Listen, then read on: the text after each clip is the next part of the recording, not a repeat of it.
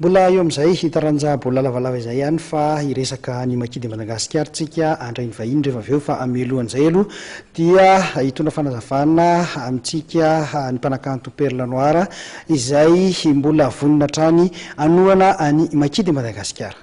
Jusqu'en farany mon rêve ce sera un jour Madagascar tenenin-dreo any ivelany agny vazaha mihitsy miteny fa Madagascar amin'ny coupe du monde zay mihitsy fiertentsika gasy ny firenenantsika zay ny rêve-ny Perle Noir hitondra Makis jusqu'agny un jour antsika gagner coupe du monde, pourquoi pas, comme tout le monde sport ange io ke zany manomboka androany zegny izy nanao zany niteny fa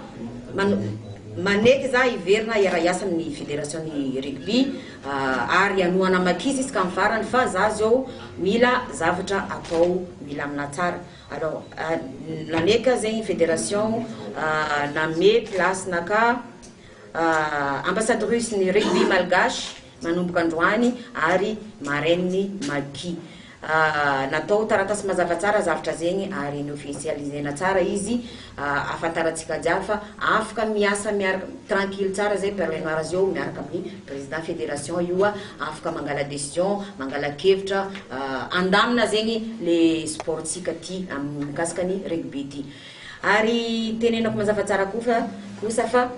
za zao nony za zegny ambasadaoron'ny ary mareny ny rugby tsy Makis foana zegny tena ijerevako satria Makis zegny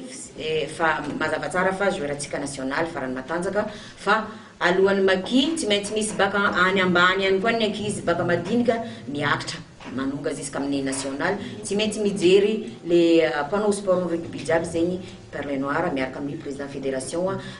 manohana ary manome courage zegny mipousse ny mpanao rugby avy madinika jusqu'à amin'ny maventy eran'ny Madagascar.